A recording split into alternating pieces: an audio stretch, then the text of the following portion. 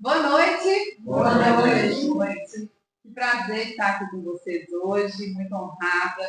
É a primeira vez que eu estou aqui. Minha mãe mora nesse bairro. E eu estava dizendo para ela quando cheguei que eu nunca tinha visto aqui, né? Obrigada. Não tinha visto ainda, então é um grande prazer estar aqui com vocês hoje. Muito obrigada pelo convite e pela oportunidade de trabalho. Nós que agradecemos. E nós estamos ainda no começo do ano, né? Eu falei que eu até o dia 31 de janeiro eu estava dando feliz ano novo. Agora entrei em fevereiro, é carnaval, né? Agora é feliz carnaval. Não é mais feliz ano novo, mas ainda estamos no começo do ano e nessa energia de um bom começo de ano, né? E essa energia, ela presente no inconsciente coletivo, é exatamente aquela de que esse ano seja diferente, que eu possa fazer algumas coisas diferentes, tem umas metas, né? Então, muitas pessoas têm uma meta de melhorar o corpo, de emagrecer, uma meta de ter um casamento melhor, um relacionamento melhor, né? Então, se compromete, fala, não, esse ano eu vou emagrecer, esse ano eu vou parar de comer açúcar, esse ano eu vou fazer atividade física, esse é o ano da virada, é o ano que eu vou fazer alguma coisa para mim, eu vou estudar mais, é um ano que eu vou me dedicar mais para alguma coisa. Então, nesse começo de ano, está tudo afora da esperança, né?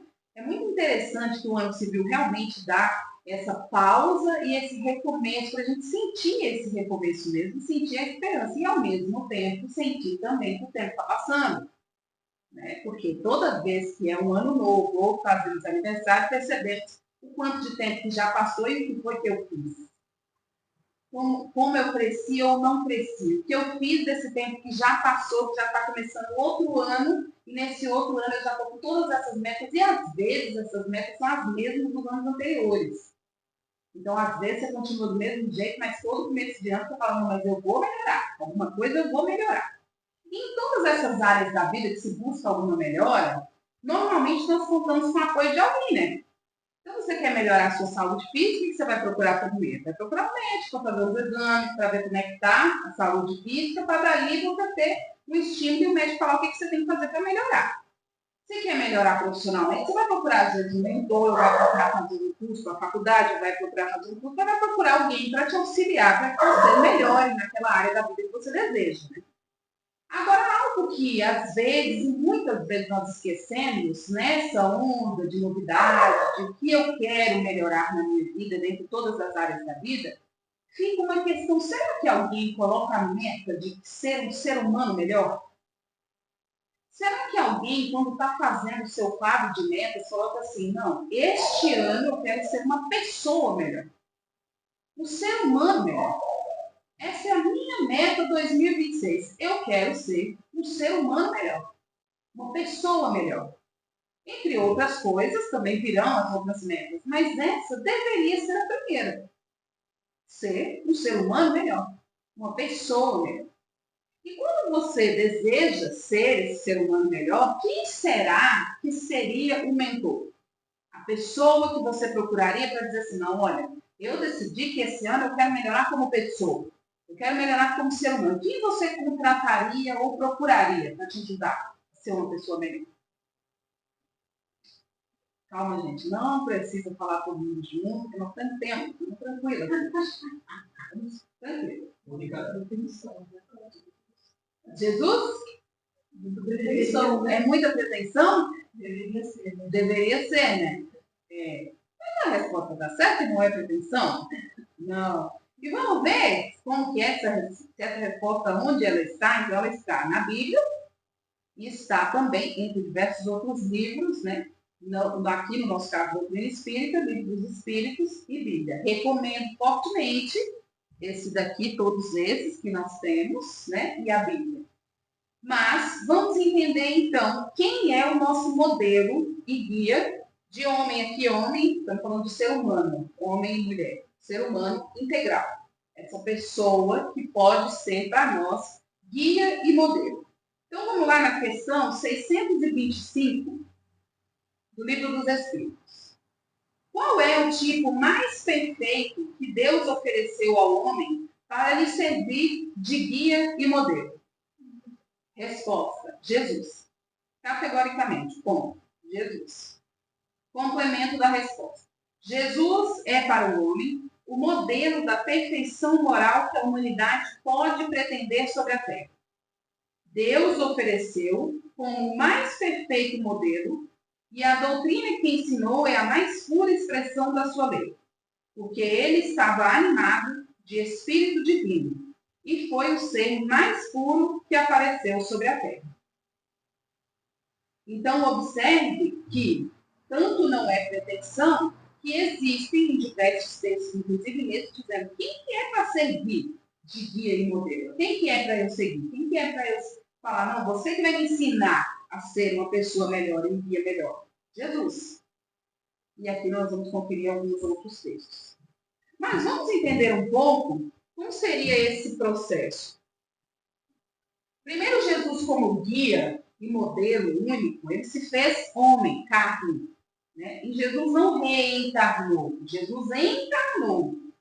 Ele escolheu se tornar homem, carne, viver as mesmas experiências que nós. Caso contrário, como ele poderia ser guia e modelo de homem, de ser humano, se ele não tivesse se tornado ser humano? E vivendo as experiências que nós vivemos. Ora, quando nós contratamos alguém, quando nós queremos que alguém seja nosso modelo e guia, porque a pessoa vivenciou as mesmas experiências, pode nos ensinar. A pessoa passou pela mesma trajetória, vivenciou uma jornada e, por isso, ela pode nos auxiliar. Ela pode nos ajudar a nos melhorar também, tal como Jesus fez. No entanto, no nosso caso, existe um processo. E esse processo é um processo de nos tornarmos seres melhores, de integrar emoção e ação. Então, esse processo é um processo de equiparação. A quem vamos nos comparar para modelar? Então, quando você vai para a academia, por exemplo, eu estou dando esse exemplo que é fácil de entender, você, às vezes, visualiza aquela pessoa que tem um corpo que você gostaria. Fala, não, eu quero ficar igual o fulano de tal, aquele corpo lá, aquela cintura, aquele bumbum, aquele modelo de corpo é o que eu quero. Você, às vezes, olha um relacionamento e você fala, não, o relacionamento que eu quero é parecido com aquele de fulano Beltrano. Eu queria um relacionamento igual aquele. Que eles sentam numa frente, que eles conversam, que eles não brigam. É um modelo, é uma comparação. Então, a comparação que nós devemos fazer de ser mais evoluído é com Jesus. Só que aí traz isso, né? Essa coisa, mas quem sou eu para me comparar a Jesus? Eu estou muito longe de Jesus. No entanto, Jesus disse na Bíblia diversas vezes que ele está aqui como guia e modelo, mas não para ser idolatrado como um ser que está distante de nós, mas ele é um ser que se fez homem para estar conosco, junto de nós. O processo que nós passamos e vivenciamos, nós podemos passar com Jesus. Então, Jesus é alguém próximo de nós. E nós precisamos voltar a ter essa proximidade. O processo de comparação, então, é um processo que nós olhamos para Jesus e, através do Evangelho, que são os ensinamentos da vida pública de Jesus, nós conseguimos ver como é que nós podemos vivenciar essa vida modelando Jesus, imitando Jesus, tendo Jesus como guia. Então, a comparação aqui é neste sentido. Essa comparação é de padrão de emoção, padrão de sentimento. Como era que Jesus tratava as pessoas? É para nós imitarmos isso. Como é que Jesus reagia às emoções? Como é que Jesus venceu raiva? Como é que Jesus venceu tristeza? Como é que Jesus venceu luto? Como é que Jesus venceu decepção, traição, frustração? Ele é nosso guia, modelo, inclusive em relação a todas essas emoções que nós sentimos no nosso dia. Então, quando nós observamos a comparação de ideal, de padrão, é padrão de pensamento de Jesus. Qual é o padrão de pensamento de Jesus? Padrão de emoção, padrão de sentimento, padrão de comportamento. Nós observarmos Jesus em sua vida pública e ver qual é o padrão de comportamento de Jesus. Vamos observando isso e vamos vendo que neste processo é este o nosso modelo e guia. No entanto, nós temos sempre que observar que Jesus, como já disse, Jesus encarnou, né? Ou seja, ele não precisava reencarnar. Então, nós temos que tomar cuidado, porque nós não estamos buscando aqui o ser perfeito. Ser perfeito foi Jesus, tanto é que ele encarnou para ir por amor a nós. Nós não, nós somos seres imperfeitos que estamos passando por um processo de reencarnação exatamente para aprendermos, para evoluirmos. Então, nesse processo de ter Jesus como guia e modelo, temos que observar que nós somos seres imperfeitos, vivendo essas experiências, buscando aprender, buscando nos melhorar. Por que isso é importante? Porque assim como você não deve cobrar a perfeição de você, você não deve cobrar a perfeição do outro. Quando você cobra a perfeição do outro, virá uma frustração, uma decepção, porque ninguém aqui está ainda nessa situação de perfeição.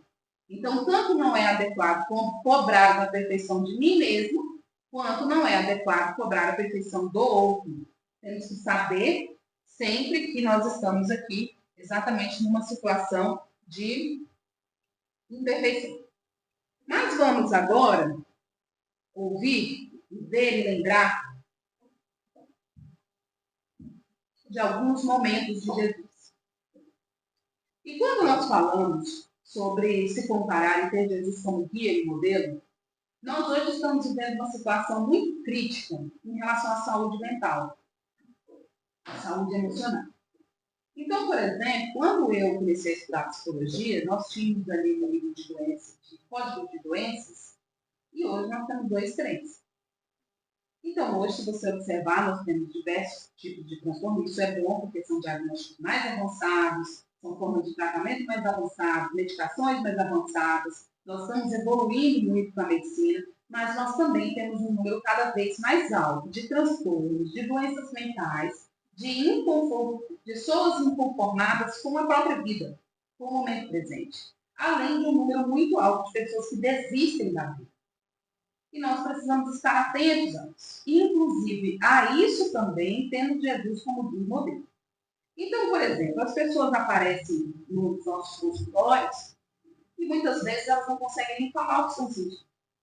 Elas não conseguem expressar o que estão sentindo, dizer. Então, são pessoas que vão passar por um processo ainda para um dia, nesse processo terapêutico, ela conseguir expressar os sentimentos. A partir daí, são inúmeras formas que essa pessoa pode ter de expressar ou não, mas sempre o cuidado é necessário. Ter ajuda é necessário. Então, agora, eu vou acompanhar junto com vocês alguns momentos em que Jesus viveu emoções às quais nós temos muita dificuldade de lidar ainda hoje no momento presente. Então, uma dessas emoções que causa diversos transtornos é a raiva. As pessoas têm dificuldade de lidar com a raiva. Quando essa dificuldade aparece, essas pessoas são violentas umas com as outras, agridem as pessoas, às vezes destroem casamentos, destroem famílias, não conseguem se portar e suportar, ou até mesmo ter habilidade e flexibilidade emocional de lidar com essa raiva dentro do ambiente de trabalho. Então, essas pessoas constantemente podem ser demitidas, pessoas que às vezes não conseguem parar no trabalho, e porque não conseguem lidar com o sentimento raiva, com a emoção raiva. Mas veja, tudo que o ser humano sente é de se sentir pelo homem. Caso contrário, não seria sentido. Então, toda emoção humana é do homem sentir. Toda emoção humana é humana. A raiva não é diferente. A raiva é uma emoção humana, tem objetivos, tem motivo de existir, e se ela existe é para ser sentida, observada e elaborada. A partir disso, vamos ver como é que Jesus sentiu raiva. Porque Jesus é nosso guia modelo. Nós temos um sentimento que temos dificuldade de lidar. Quem é o nosso mentor? Quem é o nosso guia modelo? É Jesus. E tal qual ele não foi diferente, ele teve raiva, ele precisou expressar raiva, e nós vamos agora nos lembrar desse momento em que Jesus teve raiva. Mateus 21, versículo 12.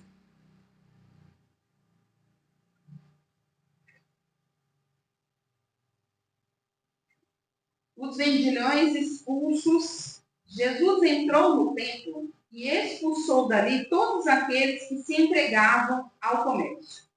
Derrubou as mesas dos cambistas e os bancos dos negociantes de pombas e disse-lhes: está escrito, minha casa é uma casa de oração, mas vós fizeste dela um covil de ladrões. Veja, Jesus, nosso guia modelo, teve raiva. E tal qual ele teve raiva e expressou a raiva.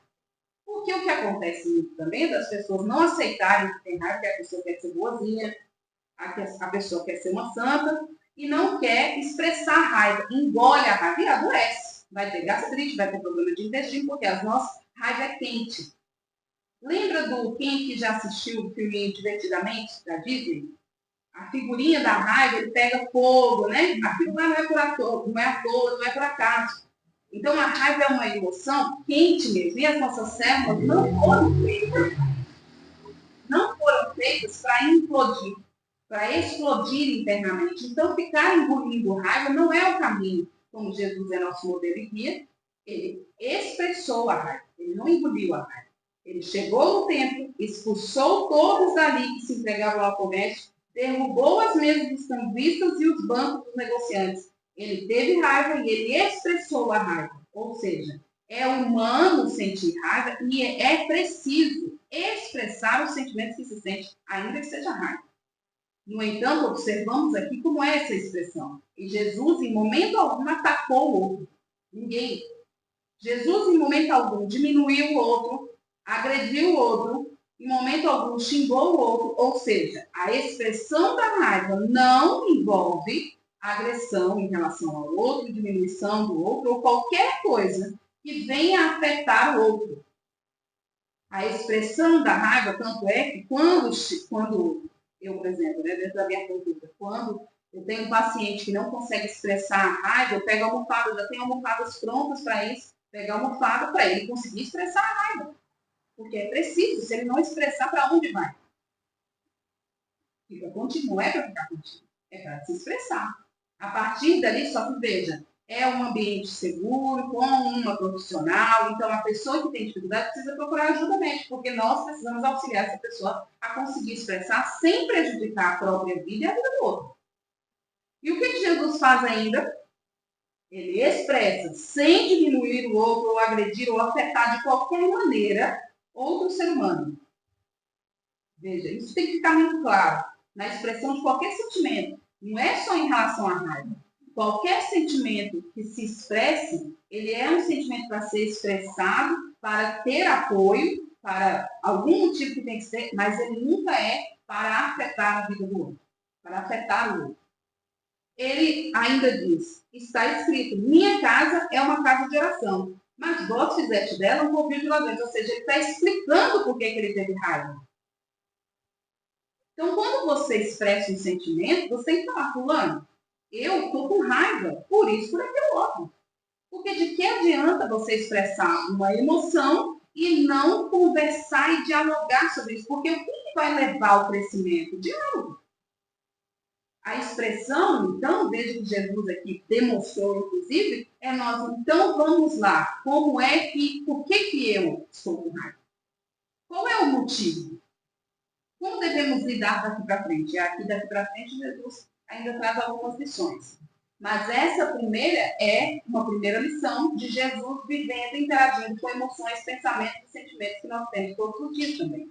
Então, é a prova, entre vários outros que existem no Evangelho, de Jesus sentindo o que sentimos, vivendo o que vivemos e mostrando para nós como é que nós podemos reagir. Como é que nós podemos lidar com essa emoção quando ela surge. Maravilha? Estamos bem? Tá bom. Vamos ver então outra emoção de Jesus? Qual que é o nosso tempo, Vera? Pode até as 9. Então vamos lá. Angústia profunda. Quando que Jesus sentiu uma angústia profunda? E aqui vamos à angústia. Ainda hoje, as pessoas têm dificuldade em saber o que é angústia. Então a pessoa chega no consultório e fala, eu estou sentindo um aperto, um vazio, um buraco. Né? Tem gente que fala, eu estou sentindo um buraco, Ju. E eu não sei o que é. Uma coisa aqui que é um vazio. Então, a angústia é um sentimento que muitas vezes as pessoas não têm mesmo palavras para expressar. Quem é da área conhece um pouco do que é aquilo, mas só quando a gente sente mesmo, é que você, inclusive quem é profissional, a gente sente, a gente fala, é isso que vocês estavam falando. Então, quando você sente, você sabe mais ou menos o que é. E Jesus também sentiu. Vamos ver quando foi que Jesus sentiu uma angústia profunda. Mateus 26, versículo 38. Eu vou começar a ler do 36. Retirou-se Jesus. Vamos primeiro ao contexto. A angústia suprema, angústia profunda, aqui já aconteceu a Santa Ceia, então Jesus está no finalzinho da sua vida pública, já aconteceu a Santa Ceia e ele está subindo ao Monte Getsemane. Retirou-se Jesus com eles para um lugar chamado Getsemane e disse-lhes: assentai-vos aqui enquanto eu vou ali orar. E tomando consigo Pedro e os 2 filhos de Zebedeu, começou a entristecer-se e a angustiar-se. Disse-lhes então: minha alma está triste até a morte.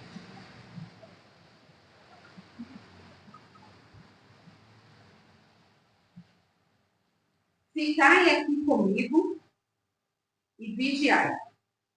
Adiantou-se um pouco e, prostrando-se com a face por terra, assim rezou: meu Pai, se é possível, afasta de mim este cálice. Todavia, não se faça o que eu quero, mas sim o que tu queres. Esse texto é lindíssimo. Recomendo fortemente a leitura de todo o Evangelho, mas especialmente essa, porque aqui tem muitos ensinamentos, muitas emoções expressas. Então, primeiro, o momento em que Jesus chama as pessoas, né, assentai-vos aqui comigo. Então, normalmente, a pessoa começa a sentir uma angústia, uma profunda tristeza, a primeira coisa que ela começa é isolar-se. E aí começa o processo depressivo mesmo. E a pessoa começa a se isolar e vai piorando.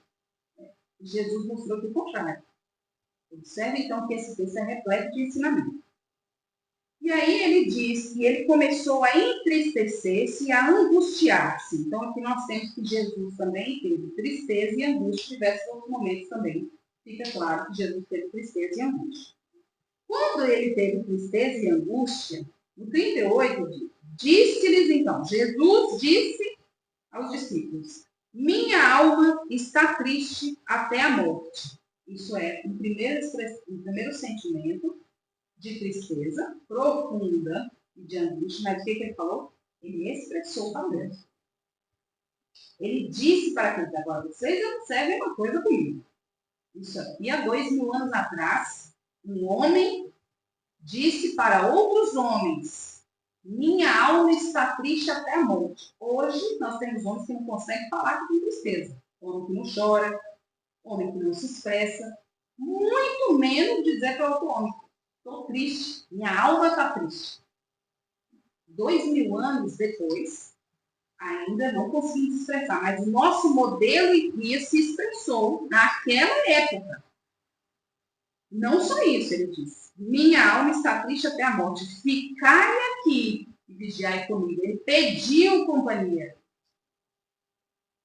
Ele não se isolou, além dele se expressar, ele não se isolou, ele sabia que na tristeza e na angústia é preciso o outro.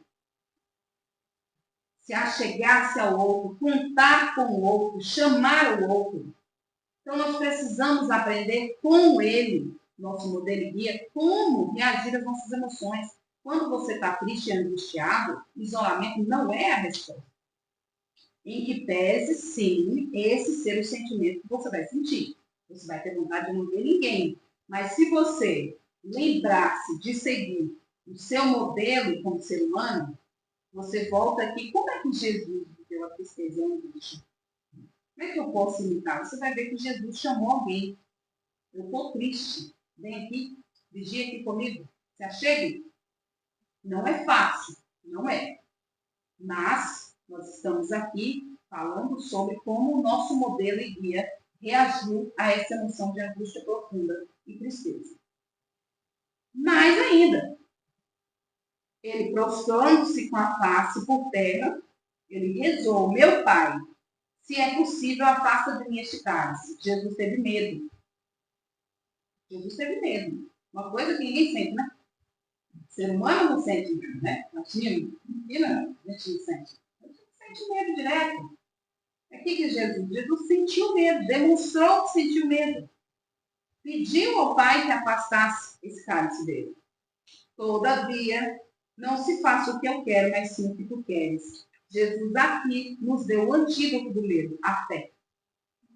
A confiança em Deus. Então, ele teve medo, sentiu medo, pediu a Deus que afastasse dele aquela emoção e logo em seguida ele confiou em Deus. Ele entregou-se a Deus. Entregou o seu processo. Ele sabia o que ia acontecer com ele. Ele estava com medo de todo aquele rolê que ia acontecer com ele. Mas logo em seguida ele disse, mas tá bom, que seja feito então a tua vontade. É o Senhor que sabe. Estou aqui te entregando. Então, quando nós, e esse daqui é um grande ensinamento para nós. Como é que nós devemos reagir ao medo, à angústia, à tristeza? Temos medo. Como reagimos? Orando, ele se afastou, prostrando-se com a face por terra, rezou. Então, esse é o primeiro ensinamento. Vamos, então, como vamos reagir? Nos aproximando mais de Deus, colocando-nos em contato através da oração, entregando o nosso medo e confiando. Confiando. Tendo a fé de que com Deus nós podemos suportar e enfrentar as nossas dificuldades, tal como Jesus nos ensinou, tal como Jesus nos mostrou. Querem outra emoção de Jesus? Vamos para mais uma? Tá. Então, antes disso, falamos das emoções difíceis, angústia profunda, tristeza, medo, raiva. Qual é a outra emoção profunda assim, que o ser humano tem uma dificuldade de lidar? O que o ser humano tem uma dificuldade de lidar? O luto. O luto é aquela emoção, é aquele sentimento que você não sabe o que faz da vida, né? Perde uma pessoa querida, as pessoas chegam para mim e falam, eu estou sem chão. Você imagina, né? Como é que é uma pessoa sem chão, é o teu vazio completo? Eu estou perdida, não sei mais quem eu sou, não sei o que fazer da minha vida.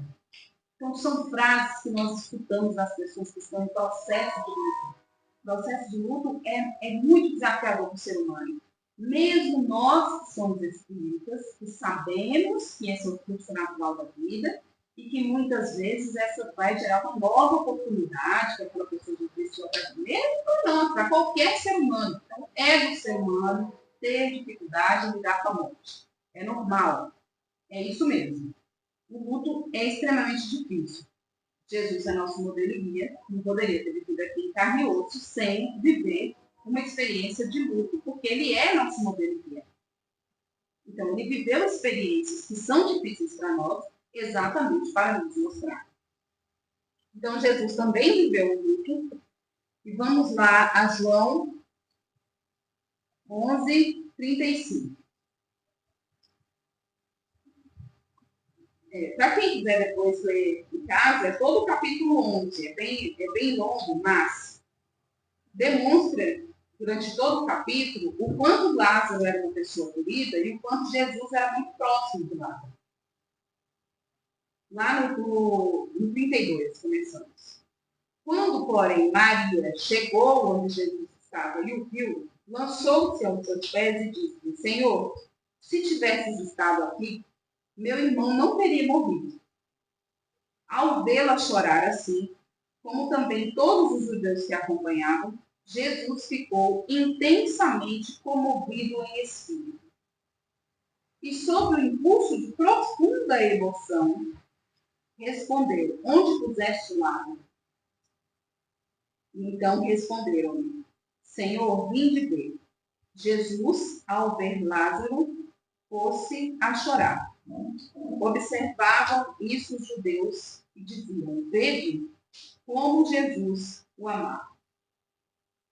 E a partir daqui, durante todo o capítulo, que é longo, sabemos que depois, inclusive, tal qual o movimento interno de Jesus em relação àquilo, Jesus ressuscita Lázaro.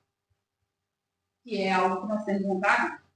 A pessoa, quando perde alguém, tem vontade de voltar com a pessoa, que ela venha de volta, né, que ela esteja aqui comigo de volta. Então, como que Jesus viveu o luto? Ele também sentiu uma emoção profunda, ele também chorou. E o que nos traz depois? Logo depois, vocês vão perceber depois do capítulo, Jesus Cristo continua a andar e aí vai acontecer o jantar em Betânia. O que Jesus está mostrando? Que tem que seguir. Tem que continuar a vida. E Jesus continua, e depois Jesus já vai para Jerusalém, e depois Jesus continua andando. Continua andando. Aconteceu, Jesus vivenciou o luto, Jesus passou pelo processo, e depois Jesus continuou a jornada dele. Nós precisamos nos lembrar disso quando passamos pelo processo do luto. Devemos, sim, viver o processo, fugir não é o caminho, entrar em negação não é o caminho. Se estiver acontecendo, precisa procurar ajuda, precisa procurar um psicólogo, um terapeuta, alguém que possa auxiliar, porque o processo é realmente muito doloroso. Mas precisa continuar a vida, precisa continuar caminhando. Jesus nos mostrou isso também, através do Evangelho. E vivemos, passamos pela situação, sentimos a emoção, elaboramos de alguma maneira, e seguimos andando para as próximas fases da vida, para os próximos momentos da vida. Porque a nossa missão, o nosso processo de encarnação, de reencarnação, tem uma trajetória, tem objetivos específicos, e nós precisamos continuar andando, seguindo e nos melhorando a cada passo. Então, nesse episódio, nessa emoção de Lázaro, Jesus nos mostra comoção profunda. Esse aqui já falei, que é de Lázaro ainda. Então, veja que Jesus não é modelo por não sentir. E aqui é o que eu falei no começo. Às vezes nós sentimos um distanciamento de Jesus, mas porque Jesus é muito santo. Porque Jesus está muito longe, e eu estou muito longe de Jesus. Às vezes, em consultório, eu dou algum exemplo, né, quando a pessoa coloca para mim algum tipo de religião e a pessoa coloca, eu falo, tá, mas como é que Jesus reagiria a isso? O Jesus que a pessoa está falando, né? E aí ela diz assim, não, mas eu estou muito longe de Jesus, isso é Jesus, tá? Quem ele é Jesus, mas eu não. Então, isso é algo que nós precisamos começar a aproximar Jesus, porque Jesus veio aqui para servir de modelo e guia, não é para servir de coisa pendurada na parede, não estou faltando com respeito jamais a aula, mas alguma figura pendurada na parede para só ser olhado e idolatrado, mas sim para fazer parte da nossa vida, para estar presente na nossa vida, no nosso dia a dia. É isso que Jesus quer, ele veio aqui para isso, para estar próximo de nós. Ele viveu as mesmas experiências que nós, exatamente para ser homem como nós. Então, olha, eu estou aqui com vocês. Eu me fiz homem por vocês e estou aqui com vocês. Então, nós temos Jesus no nosso dia a dia. Ele é modelo porque ele sentiu tudo e não se perdeu em nada. Então, quando nós procurarmos um modelo, quando tivermos esse processo, mas eu estou perdido na vida, não sei mais quem eu sou, do que eu sou, olhamos para Jesus que sentiu tudo e não se perdeu em nada.